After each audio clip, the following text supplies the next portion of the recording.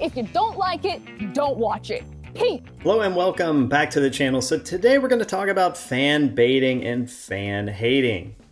Yeah, and of course the intro clip is just the perfect example of that. Now I'm not so much here to focus on G4 TV, but you can see what happens when you tell your fans that this show is not for you and you're just some sort of ist, you're some sort of phobe. We don't like you, we don't want you. You don't like this show, don't watch it. You hear that all the time from, well, places like G4 and the epic and now infamous Frosk grant, which has doomed this reboot of the formerly famous television channel. And you also see it a lot from, well, the likes of Disney, of course, infamous for it with their Star Wars fan hating and fan baiting. And now also Amazon with their Rings of Panic. Yes, that's what's happening to Amazon. They are freaking out because guess what? The fan baiting and fan hating is not working for them. So without further ado, let's get into this story. Rings of Power is currently failing because they insisted on gaslighting and lying to everyone. Even the mainstream media is beginning to call out the Rings of Power for its many failures, such as the terrible writing and the obvious agendas that it had. Most people are finally starting to get on the same page about how Galadriel is being portrayed, and even Grace Randolph was one of the first to highlight the issue by calling her both a Mary Sue and a Karen, and that was Grace Randolph, a leftist media critic. But there's also additional information coming out that people are finally starting to agree that the whole point of this show was basically to bastardize Tolkien in general and to be able to fan bait and call fans racist. What's interesting though is that people love House of the Dragon. People love the character of Rhaenyra, and people don't have any problem with the character of Corlys, who has been race swapped. But as I pointed out before, the showrunners of House of the Dragon specifically mentioned not wanting to turn Corlys into pandering or tokenism, that they wanted to simply cast a different actor. And honestly, the guy who they found is fantastic, right? I mean, I like this character and I don't actually have a problem with the swap. Mainly, I don't have a problem with the swap because it's not meant to further some narrative. It's simply a swap, and the character is still the character. The character doesn't exist to go on and on about race or identity politics. There's none of that in here. It's simply a different version of the character. And that's okay. That's always going to be okay.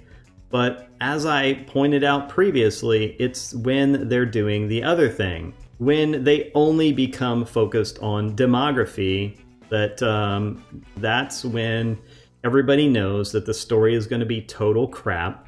And that, of course, when you point out that the character is poorly written or the character sucks, you're going to be slammed as a bigot simply for rejecting bad work. And of course, it doesn't stop there. You have things like SheHulk's ratings, which are absolutely dying. And we end up with things like this. These Stan accounts like this who literally have in their picture, hey, don't like, don't watch, right? I mean, they'll have that right in there. And even posted this, well, sorry, incels, not all content is made for you. So again, they're making both of the same arguments that we see all the time.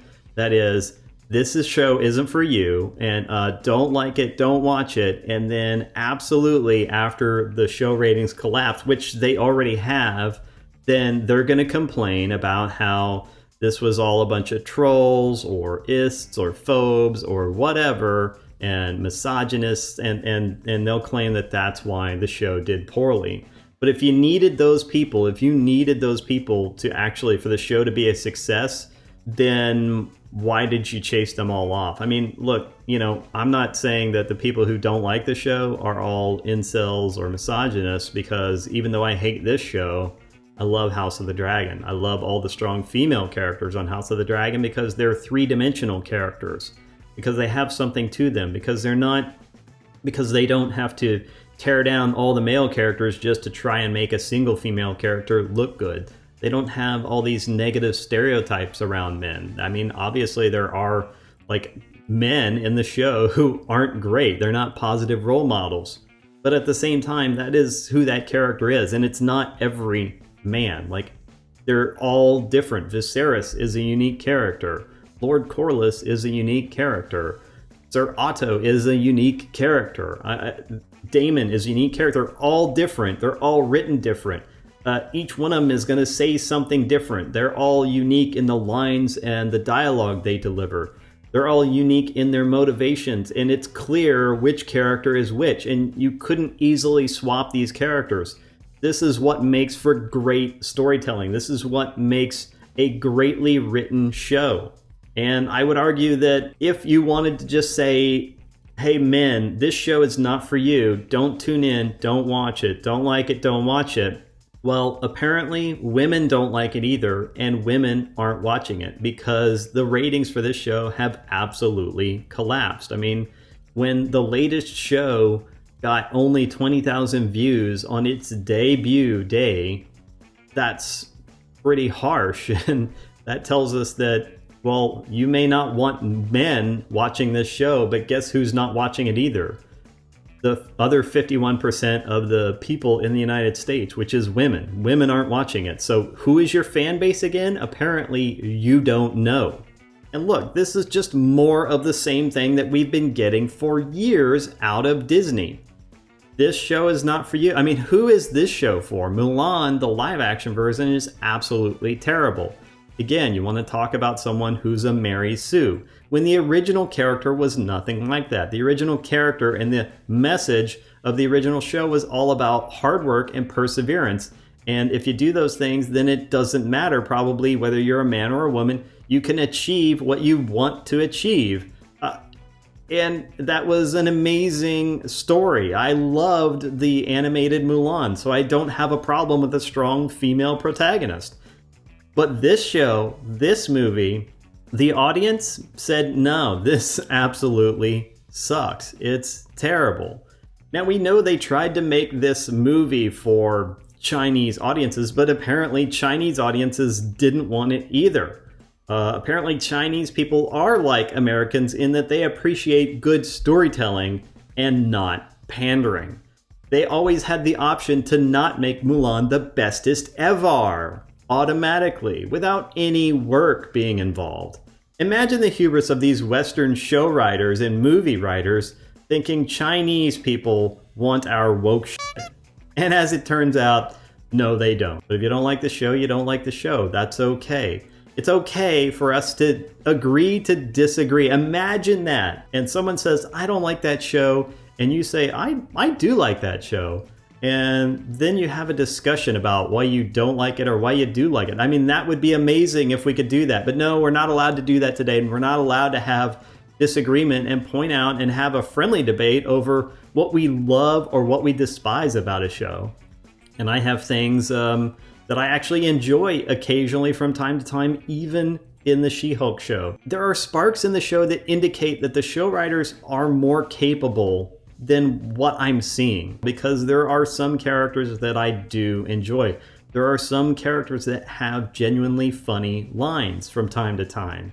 But it's just the overwhelming negative stereotype, man-hating, and the attitude that if I don't like it, I shouldn't watch it.